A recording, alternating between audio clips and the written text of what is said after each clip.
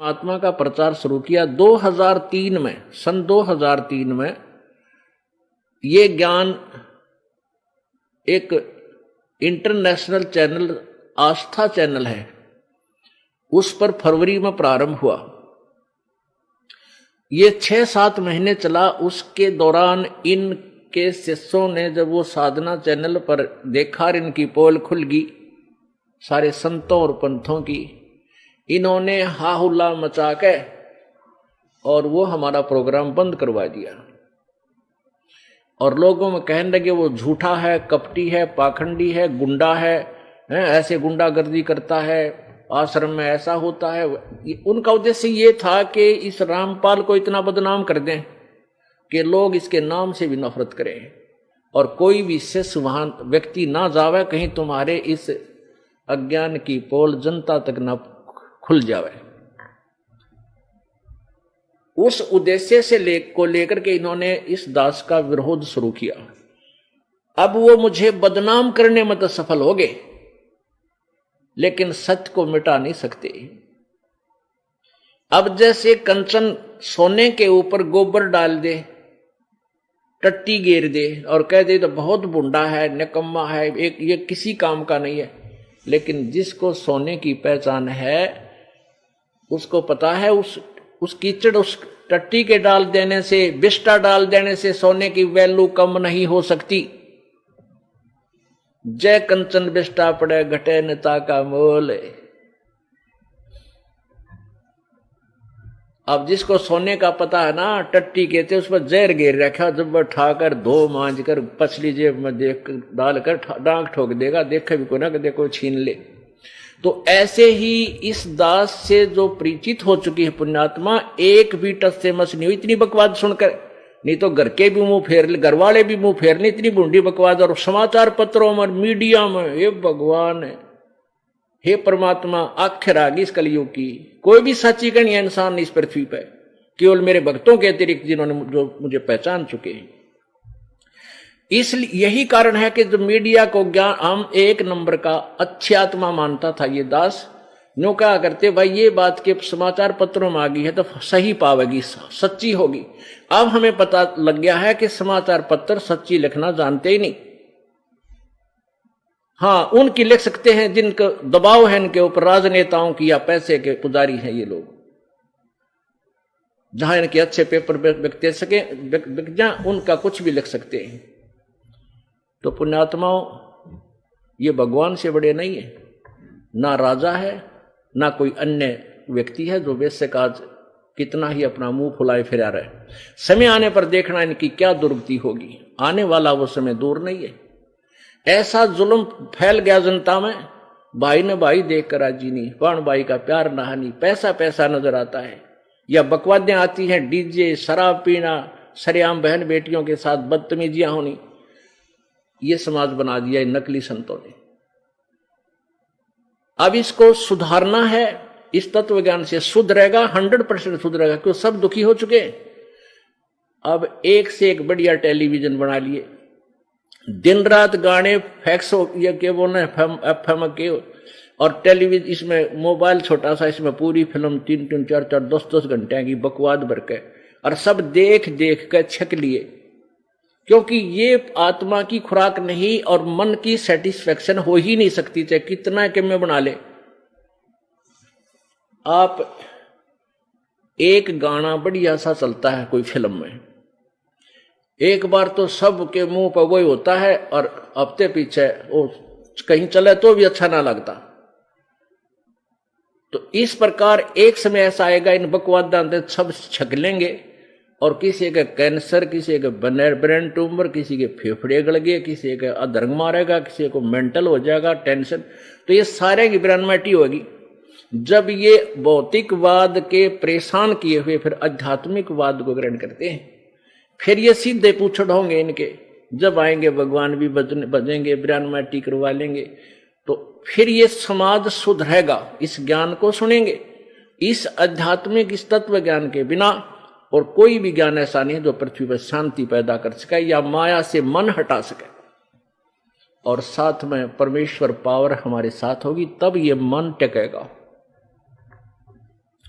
तो प्रसंग चल रहा था कि ये इन संतों पंथों के पास ना तो कोई वर्ड पावर है, ना इनका आध्यात्मिक ज्ञान श्रेष्ठ है, जिस कारण से समाज जो पुण्य आत्मा पहले अच्छी आत्मा थी वो भी गिरावट में आने लगी, क्योंकि उनको जो भगवान से मिलने वाला लाभ वो लेने गया था प्रभु से, वो मिला नहीं।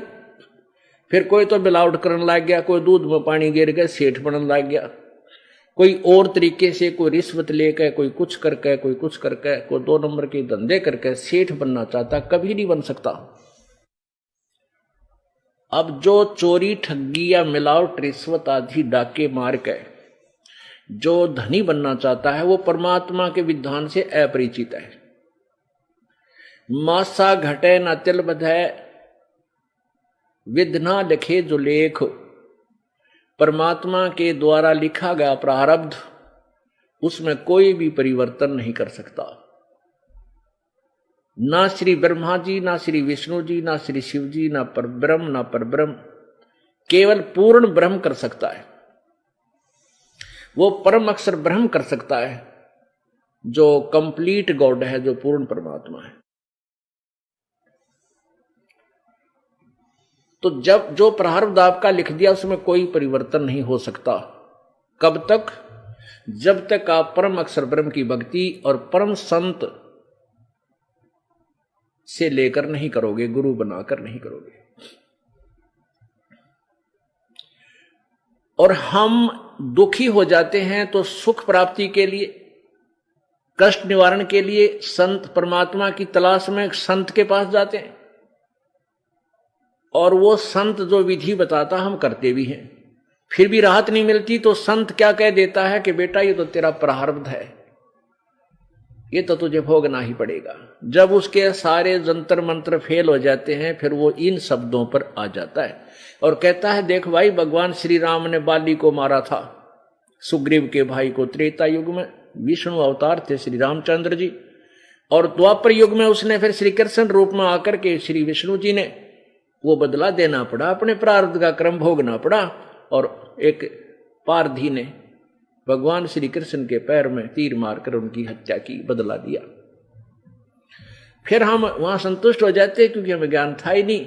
भाई बात तो गुरु जी सही कह रहे हैं, जब श्री कृष्ण और विष्णु जी ने बदला देना पड़ा, कर्म भोगना पड़ा, किया हुआ, तो हमें भी भोगना ही पड़ेगा।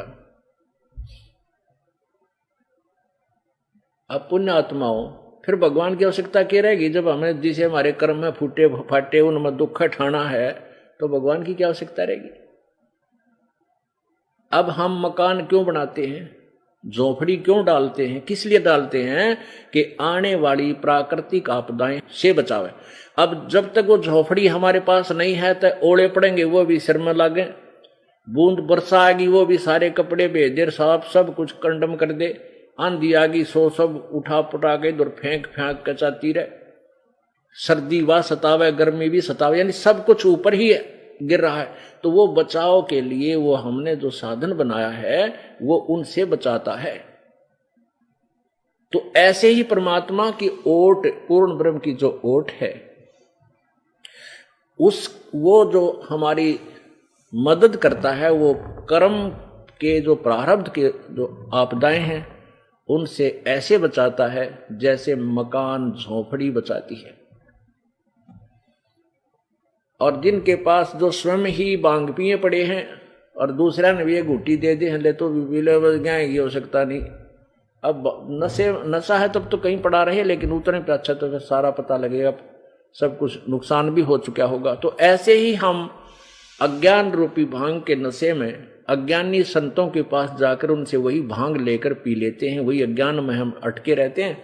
लेकिन फिर भी मन नहीं टिकता, साहूकार बनना चाहता है, वो चोरी शुरू करता है।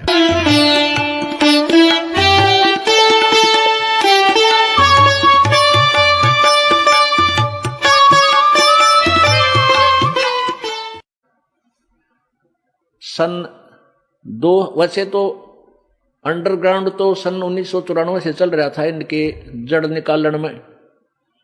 इनका जो भेद था 1994 से ही दास बता रहा था, ये साधना ठीक नहीं बता रही।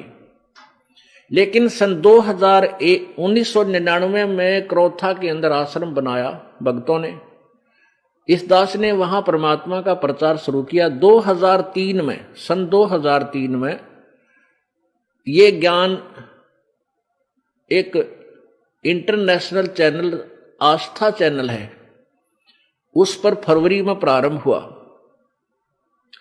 ये 6-7 महीने चला। उसके दौरान इनके शिष्यों ने जब वो साधना चैनल पर देखा, इनकी पोल खुल गई सारे संतों और पंथों की, इन्होंने हाहुल्ला मचा के और वो हमारा प्रोग्राम बंद करवा दिया और लोगों में कहने लगे वो झूठा है, कपटी है, पाखंडी है, गुंडा है, ऐसे गुंडागर्दी करता है, आश्रम में ऐसा होता है। उनका उद्देश्य ये था कि इस रामपाल को इतना बदनाम कर दें कि लोग इसके नाम से भी नफरत करें और कोई भी शिष्य वहां व्यक्ति ना जावे, कहीं तुम्हारे इस अज्ञान की पोल जनता तक ना खुल जावे। उस उद्देश्य से लेकर के इन्होंने इस दास का विरोध शुरू किया। अब वो मुझे बदनाम करने में तो सफल हो गए, लेकिन सत्य को मिटा नहीं सकते। अब जैसे कंचन सोने के ऊपर गोबर डाल दे, टट्टी घेर दे और कह दे तो बहुत बुंडा है, निकम्मा है, एक ये किसी काम का नहीं है। लेकिन जिसको सोने की पहचान है, उसको पता है उस कीचड़, उस टट्टी के डाल देने से, बिस्टा डाल देने से सोने की वैल्यू कम नहीं हो सकती। जय कंचन बिस्टा पड़े घटे नेता का मोल। अब जिसको सोने का पता है ना, टट्टी कहते उस पर जहर घेर रखा, जब वह ठाकर धो मांझ कर पछली जेब में देख डालकर डांग ठोक देगा, देखे भी को ना देखो छीन ले। तो ऐसे ही इस दास से जो परिचित हो चुकी है पुण्यात्मा, एक भी टच से मस नहीं हुई इतनी बकवाद सुनकर। नहीं तो घर के भी मुंह फेर ले, घर वाले भी मुंह फेरने, इतनी बूंदी बकवाद। और समाचार पत्रों में, मीडिया में, हे भगवान, हे परमात्मा, आखिर आ गई इस कलयुग की। कोई भी सच्ची का नहीं है इंसान इस पृथ्वी पर, केवल मेरे भक्तों के अतिरिक्त जिन्होंने जो मुझे पहचान चुके हैं। इसलिए यही कारण है कि जो मीडिया को ज्ञान हम एक नंबर का अच्छी आत्मा मानता था ये दास, नो कहा करते भाई ये बात के समाचार पत्रों में आ गई है तो सही पावेगी, सच्ची होगी। अब हमें पता लग गया है कि समाचार पत्र सच्ची लिखना जानते ही नहीं। हाँ, उनकी लिख सकते हैं जिनको दबाव है इनके ऊपर, राजनेताओं की या पैसे के पुजारी हैं ये लोग, जहां इनके अच्छे पेपर बिक सके, बिक जाए, उनका कुछ भी लिख सकते हैं। तो पुण्यात्माओं, ये भगवान से बड़े नहीं है, ना राजा है, ना कोई अन्य व्यक्ति है जो वैसे काज कितना ही अपना मुंह फुलाए फिरा रहे। समय आने पर देखना इनकी क्या दुर्गति होगी। आने वाला वो समय दूर नहीं है। ऐसा जुल्म फैल गया जनता में, भाई ने भाई देखकर राजी नहीं, प्राण भाई का प्यार नहानी, पैसा पैसा नजर आता है, या बकवादें आती हैं, डीजे, शराब पीना, सरेआम बहन बेटियों के साथ बदतमीजियां होनी। ये समाज बना दिया नकली संतों ने। अब इसको सुधारना है, इस तत्व ज्ञान से सुधरेगा, 100% सुधरेगा, क्योंकि सब दुखी हो चुके। अब एक से एक बढ़िया टेलीविजन बना लिए, दिन रात गाने, फैक्स, ये क्या बोलना है, एफएम के, और टेलीविजन, इसमें मोबाइल छोटा सा, इसमें पूरी फिल्म 3-3, 4-4, 10-10 घंटे की बकवाद भर के, और सब देख देख कर छक लिए। क्योंकि ये आत्मा की खुराक नहीं और मन की सेटिस्फेक्शन हो ही नहीं सकती, चाहे कितना कि मैं बना ले। आप एक गाना बढ़िया सा चलता है कोई फिल्म में, एक बार तो सब के मुंह पर वही होता है, और हफ्ते पीछे वो कहीं चले तो भी अच्छा ना लगता। तो इस प्रकार एक समय ऐसा आएगा, इन बकवाद सब छक लेंगे, और किसी के कैंसर, किसी के ब्रेन ट्यूमर, किसी के फेफड़े गल गए, किसी के अधर्म मारेगा, किसी को मेंटल हो जाएगा, टेंशन। तो ये सारे की ब्रह्मटी होगी।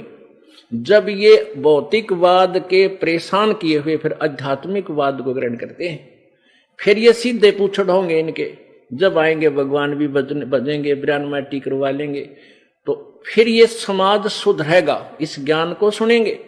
इस आध्यात्मिक, इस तत्व ज्ञान के बिना और कोई भी ज्ञान ऐसा नहीं है जो पृथ्वी पर शांति पैदा कर सके या माया से मन हटा सके।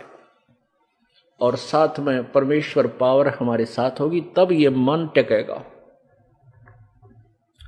तो प्रसंग चल रहा था कि ये इन संतों पंथों के पास ना तो कोई वर्ड पावर है, ना इनका आध्यात्मिक ज्ञान श्रेष्ठ है, जिस कारण से समाज जो पुण्य आत्मा पहले अच्छी आत्मा थी वो भी गिरावट में आने लगी,